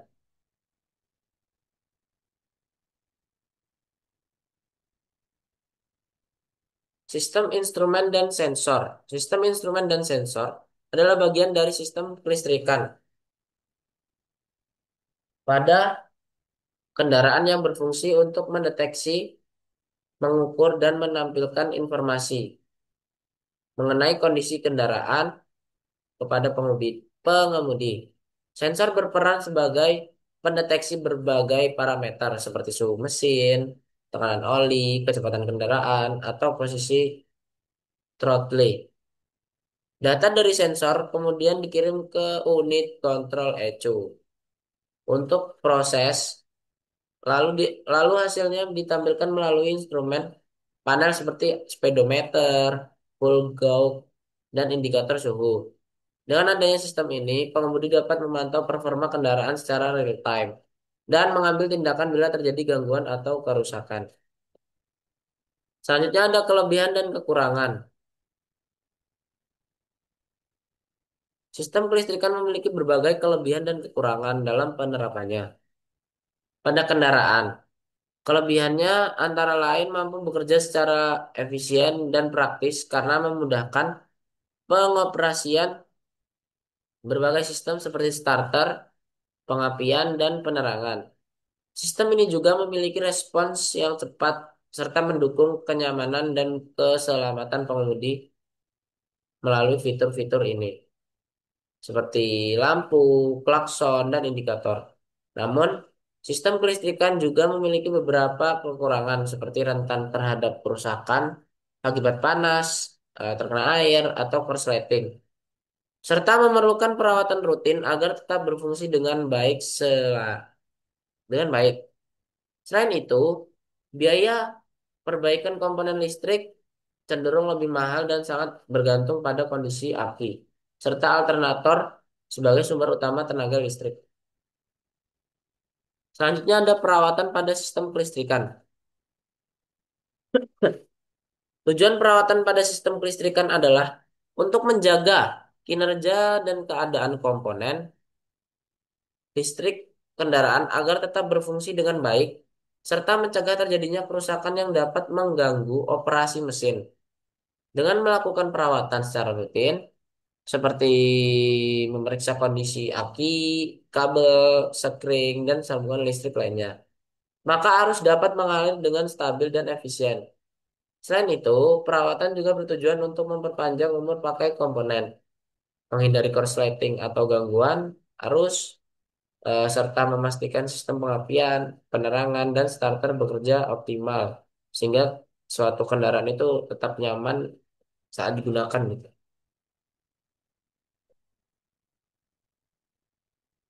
Kerusakan pada sistem kelistrikan. Kerusakan pada sistem kelistrikan kendaraan itu umumnya tuh oleh arus pendek atau korsleting, sambungan longgar, atau komponen aus dan rusak. Beberapa kerusakan yang sering terjadi antara lain adalah aki melemah atau soak yang menyebabkan mesin sulit di starter. Jadi kalau suatu aki itu airnya itu kurang, jadi motor kita tuh nggak bisa di starter gitu. Kalau air di dalam akinya itu kurang atau habis gitu.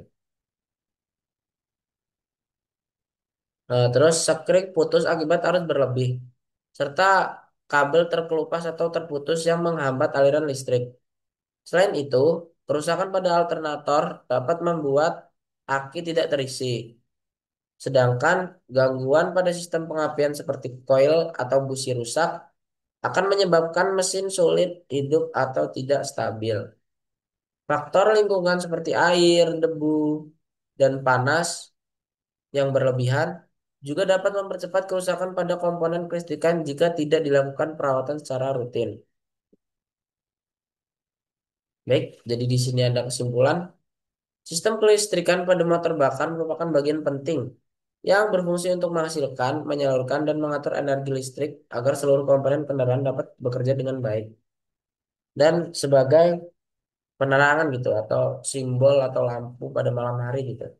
Sistem ini mencakup berbagai subsistem seperti sistem pengisian, starter, pengapian, dan penerangan, serta instrumen dan sensor yang saling berkaitan. Melalui Perawatan yang rutin, sistem kelistrikan dapat berfungsi optimal, mencegah kerusakan seperti korsleting, aki lemah, atau gangguan pada komponen lainnya. Dengan demikian, pemahaman dan pemeliharaan sistem kelistrikan sangat penting guna menjaga kinerja, keamanan, dan keandalan kendaraan dalam jangka panjang.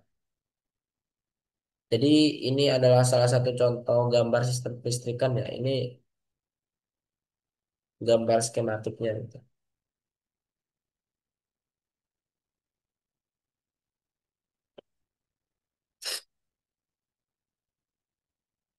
Jadi ini ada perhitungan. Sebuah lampu pada motor memiliki tegangan kerja 12 volt dan arus yang mengalir sebesar 2 ampere. Hitung daya listrik yang digunakan oleh lampu tersebut. Jadi rumusnya itu rumus dasar kelistrikan yaitu P sama dengan V kali I. Diketahui V sama dengan 12 volt dan I sama dengan 2A. Jadi P sama dengan 12 kali 2 sama dengan 24 watt. Sekian video presentasi kelima dari saya. Saya ucapkan terima kasih. Baik, jadi di sini saya akan melanjutkan materi PPT terakhir dari MBTP ini dengan judul akhir yaitu sistem sistem transmisi matic dan manual. Ini adalah perkenalan dari saya. Jadi pada materi ini tuh ada tujuan pembelajaran. Yang pertama itu memahami pengertian sistem transmisi.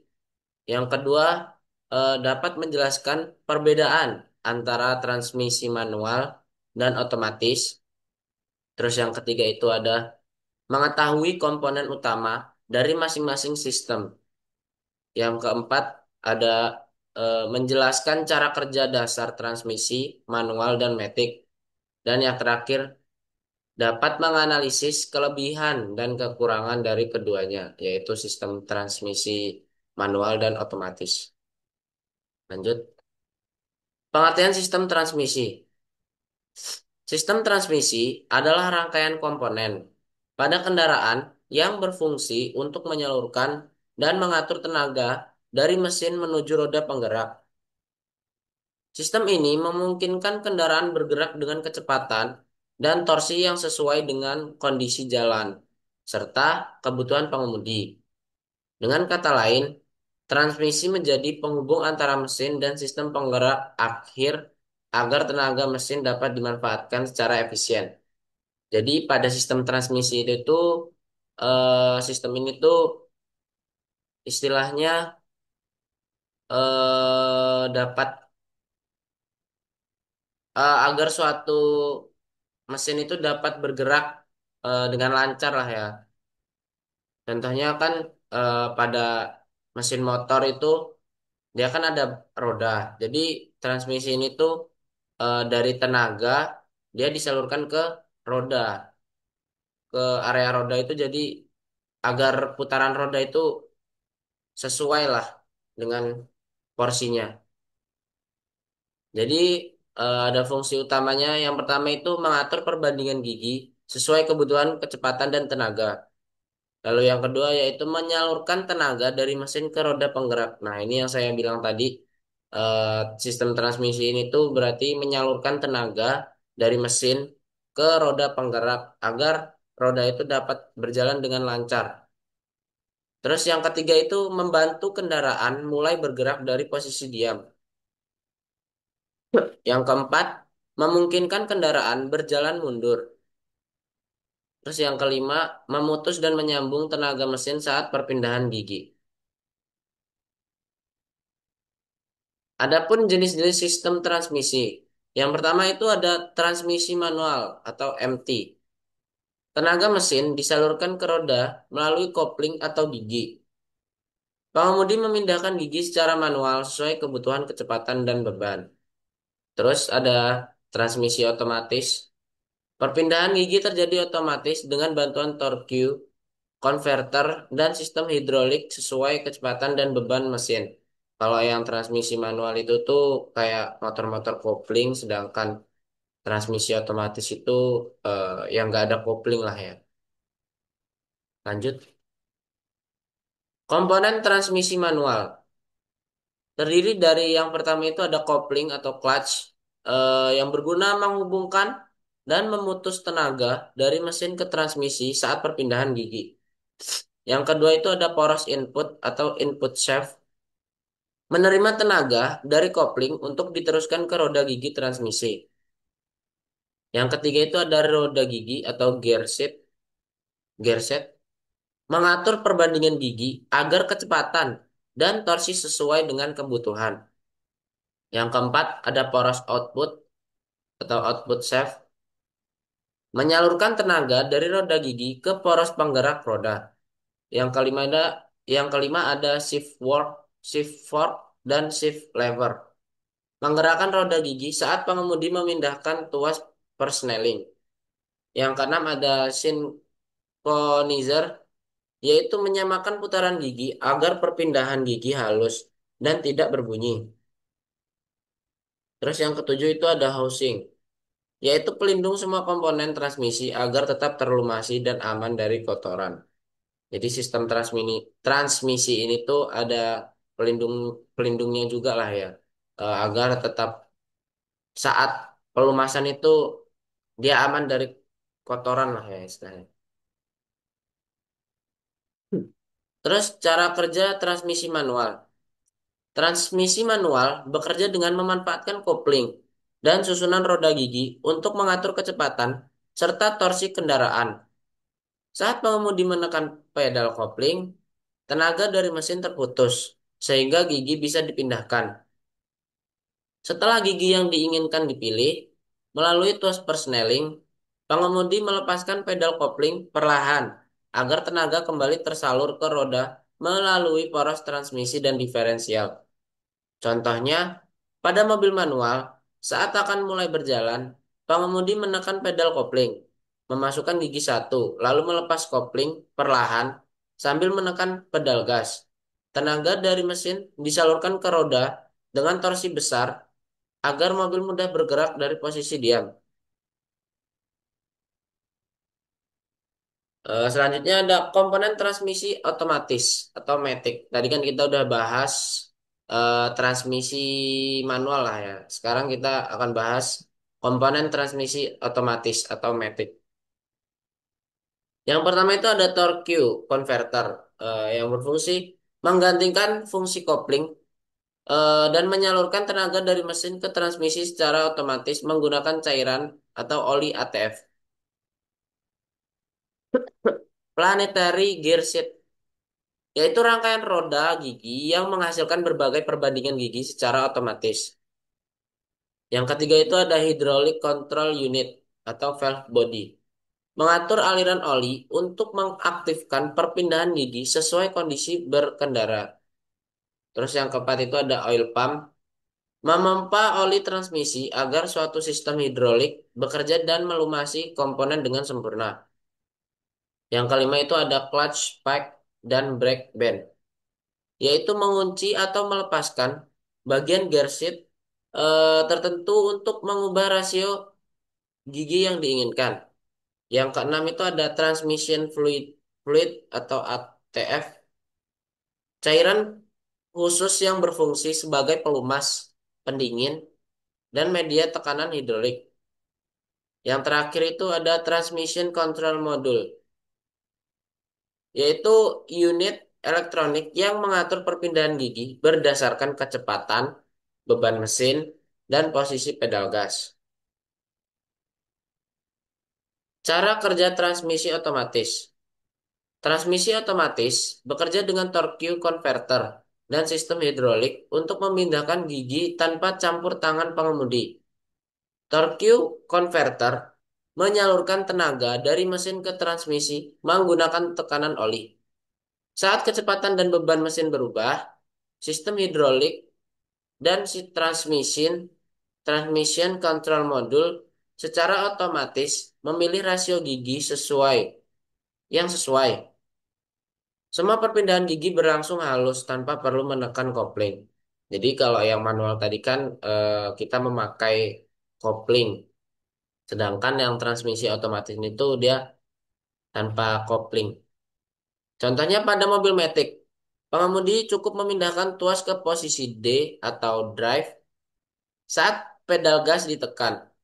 Torque converter menyalurkan tenaga ke roda dan gigi akan berpindah dan gigi akan berpindah otomatis dari gigi rendah ke tinggi sesuai dengan kecepatan mobil tanpa perlu menginjak kopling atau memindahkan gigi secara manual.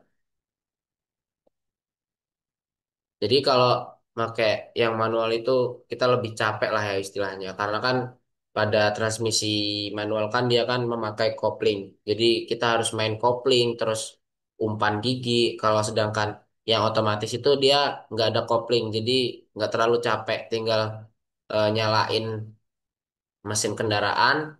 Terus kalau ada gigi kita tinggal tekan atau injak gigi satu pertama, lalu kita bisa pindah ke gigi dua, ketiga, keempat tanpa harus menekan kopling. Lanjut. Perbandingan transmisi manual dan otomatis. Dari transmisi manual dioperasikan langsung oleh pengemudi dengan tuas persneling dan pedal kopling. Sistem ini memberi kontrol penuh terhadap tenaga kendaraan, lebih hemat bahan bakar, dan biaya perawatannya lebih murah. Namun, membutuhkan keterampilan serta tenaga lebih saat berkendara. Yang saya bilang tadi, di sini kan ada tenaga lebih saat berkendara. Jadi kan kalau yang transmisi manual tadi kan dia pakai kopling ya. Nggak semua orang itu bisa naik kendaraan yang berkopling gitu. Kalau yang otomatis kan enak ya, tinggal nyalain mesin lalu tinggal injak gigi atau kalau yang kayak motor Beat itu nggak usah nekan atau nginjak gigi lah ya tinggal nyalain mesin terus starter nyala gitu. Kalau kopling ini beda, dia harus nyalain mesin, pegang kopling, injak gigi, baru kita bisa jalan sambil melepas pedal gas itu pelan-pelan gitu. Terus selanjutnya ada transmisi otomatis, yaitu bekerja tanpa kopling dan memindahkan gigi secara otomatis dengan bantuan torque converter dan sistem hidrolik.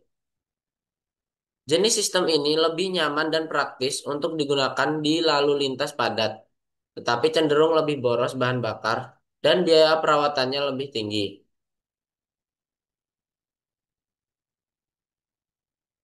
Selanjutnya ada kelebihan dan kekurangan sistem transmisi manual dan otomatis.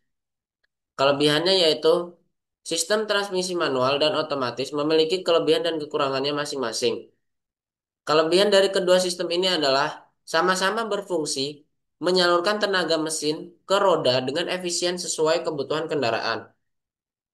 Transmisi manual unggul dalam hal efisiensi bahan bakar, akselerasi yang responsif, dan biaya perawatan yang murah. Sedangkan transmisi otomatis lebih nyaman, mudah dioperasikan, dan memberikan perpindahan gigi yang halus. Kekurangannya yaitu keduanya juga memiliki kekurangan. Transmisi manual memerlukan keterampilan dan tenaga lebih saat berkendara, terutama di lalu lintas padat. Sedangkan transmisi otomatis cenderung lebih boros bahan bakar, akselerasinya sedikit lambat, serta biaya perawatan dan perbaikannya lebih mahal dibandingkan dengan transmisi manual. Jenis transmisi otomatis modern. Yang pertama ada torque converter automatic transmission, yaitu jenis paling umum yang digunakan sorry, yang menggunakan torque converter untuk menggantikan kopling. Perpindahan gigi dilakukan secara otomatis dengan sistem hidrolik. Yang kedua itu ada continuously variable transmission, yaitu menggunakan sabuk baja dan pulei variabel untuk menghasilkan rasio gigi tanpa hentakan. Hasilnya, akselerasi lebih halus dan efisiensi bahan bakar lebih baik. Yang ketiga itu ada automated manual transmission. Merupakan transmisi manual yang dioperasikan otomatis dengan aktuator elektronik tanpa pedal kopling Lalu biayanya lebih murah dibanding transmisi otomatis penuh. Yang keempat itu ada dual clutch transmission. Menggunakan dua kopling untuk gigi ganjil dan genap sehingga perpindahan gigi sangat cepat dan halus. Umumnya digunakan pada mobil sport dan kendaraan modern berperforma tinggi. Kalau di motor itu jarang ya ada yang koplingnya dua itu. Itu rata-rata di mobil sport gitu, yang untuk balapan gitu. Agar mobil itu melajunya kencang gitu. Perawatan sistem transmisi. Yang pertama, periksa dan ganti oli transmisi secara berkala. Yang kedua, pastikan tidak ada kebocoran oli pada sistem transmisi. Yang ketiga, perhatikan warna dan bau oli atau ganti jika perubahan, sorry, atau ganti jika berubah atau berbau gosong. Yang keempat, periksa kondisi kopling, tuas persneling, dan kabel penggerak. Yang kelima, hindari mengganti gigi secara kasar atau tergesa-gesa. Jadi kita tuh kalau naik motor kopling atau mobil kopling itu, kalau mau nekan gigi itu kan biasanya harus ditekan dulu tuh koplingnya sambil ditekan giginya. Nah, kita jangan koplingnya dilepas lalu kita nginjak gigi gitu. Jadi itu termasuknya kasar gitu, pergantian gigi secara kasar. Yang keenam itu lakukan servis berkala sesuai rekomendasi pabrikan atau bisa servis di dealer lah ya. Yang ketujuh itu gunakan jenis oli transmisi yang sesuai dengan spesifikasi kendaraan atau gunakan oli itu yang bagus lah ya. Mahal tapi ada kualitas lah ya dibanding murah tapi jelek gitu kualitasnya. Hmm. Selanjutnya ada gangguan umum dan solusi. Transmisi manual. Gigi susah masuk karena kopling aus atau kabel kendor. Solusinya yaitu setel ulang atau ganti kopling. Yang kedua itu ada bunyi crack saat ganti gigi akibat synchronizer aus. Solusinya yaitu ganti komponen synchronizer yang sudah rusak. Yang kedua, transmisi otomatis. Perpindahan gigi terasa kasar karena oli transmisi kotor. Solusinya ganti oli transmisi. Yang kedua, mobil tidak mau bergerak karena torque converter rusak. Solusinya periksa dan ganti torque converter di bengkel. Inovasi transmission modern. Yang pertama itu ada transmisi hybrid dan elektrik, yaitu mengkombinasikan motor listrik dan mesin bensin atau diesel dengan menggunakan sistem eCVT atau single speed transmission untuk efisiensi tinggi dan akselerasi instan. Yang kedua itu ada shift by wire system, yaitu mengganti tuas mekanik dengan sistem elektronik untuk perpindahan gigi lebih cepat, presisi, dan hemat ruang pada kendaraan modern. Jadi ini adalah gambar komponen transmisi dari transmisi manual sebelah kiri dan transmisi otomatis itu sebelah kanan.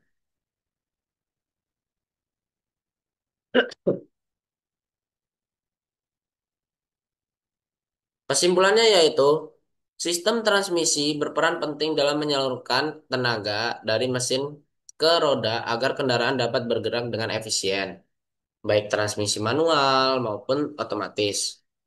Memiliki kelebihan dan kekurangannya masing-masing, tergantung pada kebutuhan dan kenyamanan pengemudi. Perkembangan teknologi menghadirkan berbagai inovasi transmisi modern seperti CVT, DCT, dan sistem shift-by-wire yang membuat perpindahan gigi lebih halus, efisien, dan responsif. Dengan perawatan yang tepat, sistem transmisi dapat bekerja optimal dan meningkatkan performa serta umur kendaraan atau agar suatu umur kendaraan atau mesin itu lama lah ya dipakai. Jadi kita juga harus pintar-pintar ngerawat suatu kendaraan dan mesin. Harus selalu ngecek kayak oli, filter udara, dan lain-lain itu harus sering dicek lah ya. Selanjutnya itu ada perhitungan. Sebuah motor memiliki putaran poros engkol 3000 rpm dan transmisi dengan rasio gigi 1/4. 1/4. Hitung putaran poros keluaran transmisi atau output shaft. Rumusnya yaitu N output sama dengan N input dibagi rasio gigi. Diketahui N input sama dengan 3000 rpm dan rasio sama dengan 1/4. Lalu dijawab N output sama dengan 3000 dibagi 4 sama dengan 750 rpm. Jadi putaran poros keluaran transmisi adalah 750 rpm.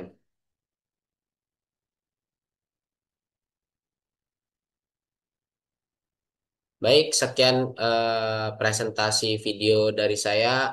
Apabila ada salah kata, saya mohon maaf. Saya ucapkan wabila taufik walhidayah. Wassalamualaikum warahmatullahi wabarakatuh.